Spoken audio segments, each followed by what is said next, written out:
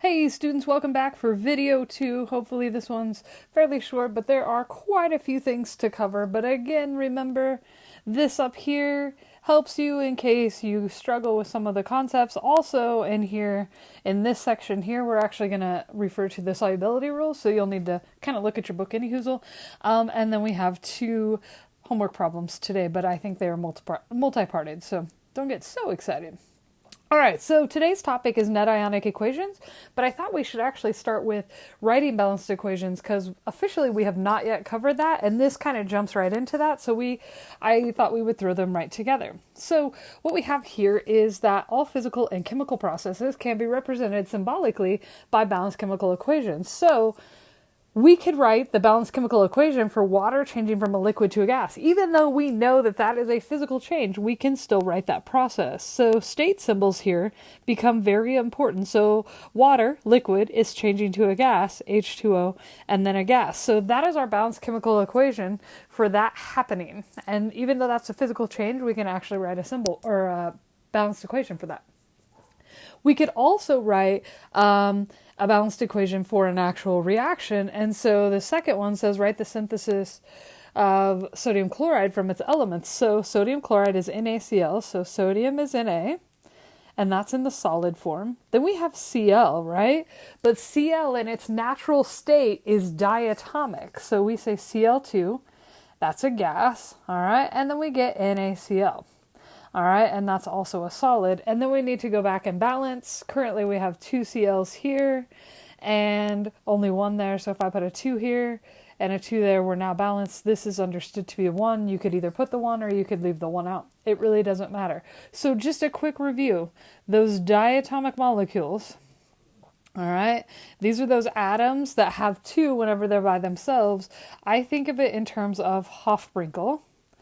All right, Hofbrinkel. So we got hydrogen, oxygen, fluorine, bromine, iodine, nitrogen, and chlorine. Okay, so let's keep rolling. Write the balanced equation for the reaction between solid cobalt-3 oxide and solid carbon to produce solid cobalt and carbon dioxide gas. So we've got to work on our formulas here. So we've got cobalt, which is CO, and this tells us CO is +3. Oxygen is O and it's -2, so we have to get our charges to balance out, if you will. So our correct formula is CO2O3. CO2O3, and it's a solid. All right, and then we have solid carbon, so C, that's solid. Then we've got an arrow to produce solid cobalt, CO, lots of C's and CO's here. And then we get carbon dioxide gas. So we've got a gas there. I forgot to put my solid there. Awesome. Now we need to go back and balance. All right. So if we go back and balance here, remember our rules of balancing. We try to save carbon, hydrogen, and oxygen for last because they're going to be prevalent a lot. We're going to see those a lot. So if we start with cobalt, we've got 2 cobalts here and 1 there. So we could put a 2 there, but I'm looking at the oxygens and I see 3 on one side and I see 2 on the other side. So I'm going to have to get an even amount. So I'm going to put a 2 right here. That'll give me 4 cobalts. That'll give me 6 O's, and I can get to 6 O's here by taking 3 times 2. That's 6 O's. Then we got 3 C's, and we should be balanced there. Okay? Awesome. Then we're supposed to write the balanced chemical equation for the combustion of butane. And we've got it in gases and stoves. It combines with oxygen to form carbon dioxide and water. So we've got butane, which is C4H10, and it's a gas, plus oxygen. That was one of our diatomics, so we're going to say O2, and then we say arrow, and we're going to get carbon dioxide, gaseous, CO2, and water, H2O, also gas. All right, so now we got to go back and balance. And so this one only has C, H's, and O's, which makes it fun. So if we start with our C's first, we have 4 C's here, we have 4 there. All right, now we got 10 H's here. If we go 10 H's there, that gives us 5 times 2 gives us 10. Now if we check our O's, we've got 4 plus 5 gives me 8 plus 5, gives me 13. Oh, but we're supposed to use whole numbers, so there's not actually a way to get to that there. So this is where we're kind of in trouble, so I encourage us to double. So we're going to lose that. And so if we double everything, this was assumed to be 1. Now we put an 8 there, right? And now we have a 10 there. This will give us an even amount of O's. So we have 16 O's plus 10, which gives me 26. So what times 2 gives me 26? Hey, that's 13. Awesome. Okay, now shifting gears, we've kind of reviewed balanced chemical equations. Let's shift gears and talk about net ionic equations. So our net ionic equations, first thing that we have to know is we have to know what soluble means and what insoluble means. Soluble means that it dissolves in water. All right, so when we put it in water, it will dissolve. That is something that is soluble. Sugar is soluble in water. Insoluble is something that doesn't dissolve in water. All right. Now, quickly, the symbols to represent these. If something dissolves in water, that makes it AQ. If it doesn't dissolve in water, it's probably a solid. Like aluminum, when I put aluminum in water, it is still solid. But this is usually referring to chemicals such as AgCl. It is an insoluble solid. Our solubility rules are on page 178. You do not have to memorize this. All right? Do not memorize. All right, on the AP exam, if you need to know it and it's other than sodium, potassium, or ammonium, or chlorate, then, which are always soluble. All right, so let's write that down. Sodium, potassium, ammonium, and chlorate. These are the only ones that you need to know, and they are always soluble. All the rest, they will either be given to you in some form, okay?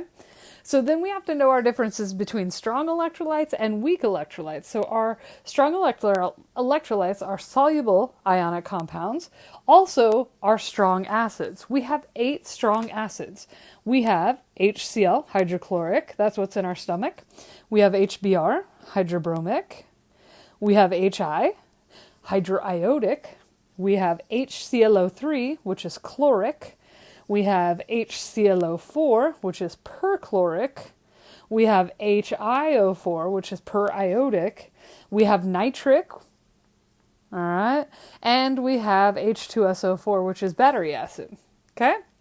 So those are our strong acids. All the other acids, anything that starts with H, will be considered weak. And so thus, down here, we leave them together. But we'll talk about that in just a couple seconds. Our strong bases are soluble, group 1, and group 2 hydroxides.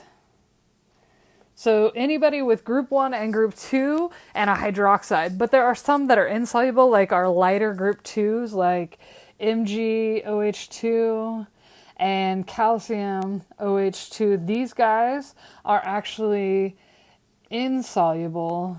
So even though they're a strong electrolyte, they're insoluble, so they don't really fit in our group 2s, our strong bases, okay? So everything else is weak, solid, or gas, and so this means it stays together.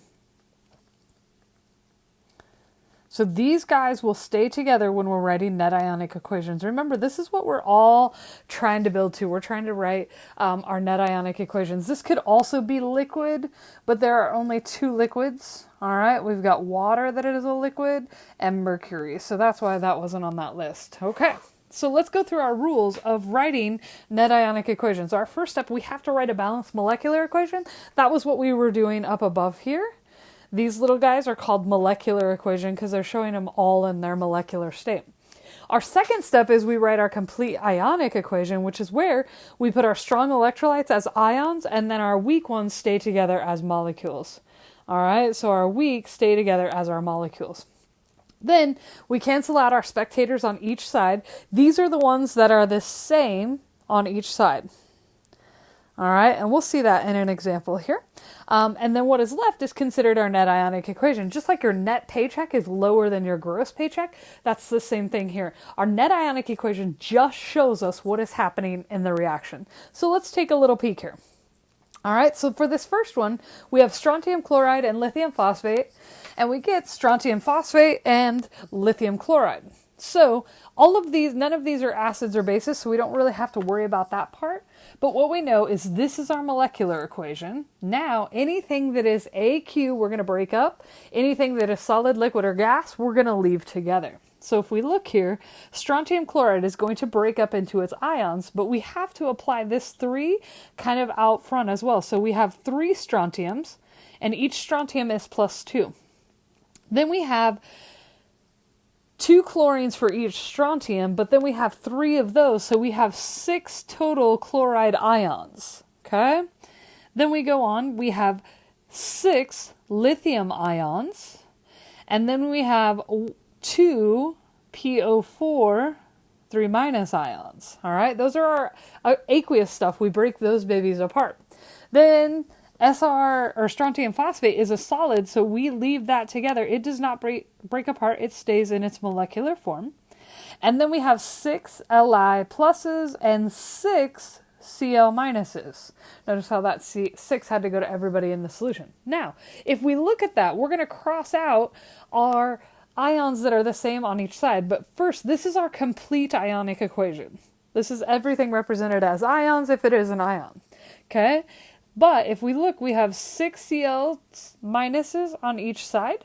We have 6 Li pluses on each side, so those get crossed out. Those are spectator ions. They don't actually take place in the reaction, okay? So then we now just write what is left, which is going to be our net ionic equation. So we have Sr 2 plus, Griffith, all right, we have Sr 2 plus, or it could be +2, you can write it in any order, plus 2 PO4 minus 3's arrow, and then we get Sr3 parentheses PO4 parentheses 2. All right, that's a net ionic equation. This second one here actually involves an acid and a base, so it kind of throws us for just a tiny bit of a loop, but we're okay. So we notice this one here starts with an H. So we have to check and make sure that it is a strong acid if we break it apart. So we go back up to our list of strong acids. Acetic acid is not in that list, so this is going to stay together because it is weak. So we're going to say HC2H3O2. Weak acids do not break apart. Weak bases do not break apart. Now, if we look, KOH, K is a group 1, and we said group 1 and group 2s that are soluble are strong, so we say plus K plus and OH minus. We're going to break that apart and put it into its ionic form, like what happens to it when we put it in water. All right, then we do the same thing and we get H2O, liquid, water, liquids stay together, they do not break apart. And then we get our plus K plus and our acetate ion.